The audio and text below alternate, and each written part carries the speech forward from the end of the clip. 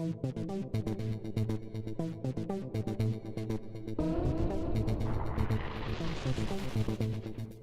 think there's always going to be an intrinsic tug of war between getting a product to market quickly and being able to compete and building security in.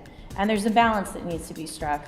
And I think that overall, if the end users and the buyers of these products are making their selections based on which companies take security seriously when they build their products, I think that'll help drive a lot of positive change.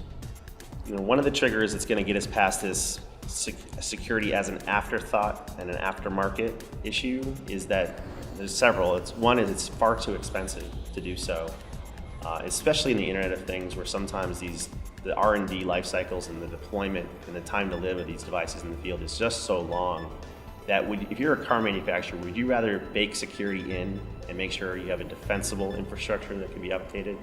Or would you rather have to issue a factory recall for the entire fleet so that you're not putting families in danger? So there's economic drivers, there's social responsibility drivers. It's the classic IBM bug study about how much it costs to fix something later. And also I think cultural revolutions like DevOps are going to make it a little bit easier for this, but ultimately, some of the solution is going to have to be a look at public policy. There's still no software liability like you would have strict product liability in the physical world. And there's still no way to put the cost and burden on the least cost avoider.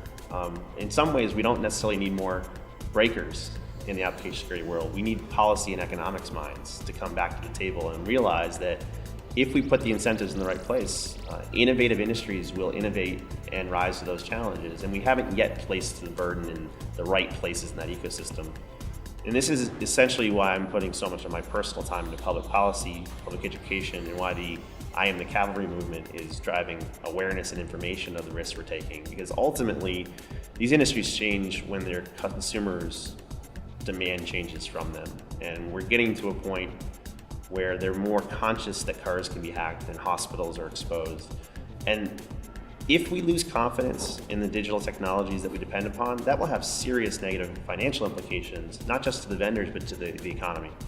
That's a hard one, actually. I think that there's two forces at work there. There's the monetary value item about getting something to market to sell it, which is the seller. The buyer, of course, wants to buy something at a lower cost. So until these two things properly align and being able to look at the level of involvement I want in the software. Let's use this analogy. So the analogy is you're having surgery and you're going to go look for perhaps the best doctor that you can find in the area. I live in New York, so for me it's pretty easy to find good medical care. But again, within that one little region, there has to be the best guy. So we all try to find the best guy. When we look for purchasing of software that's going to be an ERP system or it's going to be something that's going to be involved in our business, are we looking for quality?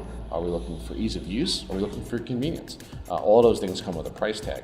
So depending on the sensitivity that we're talking about for whatever the application is, that's going to make a big impact.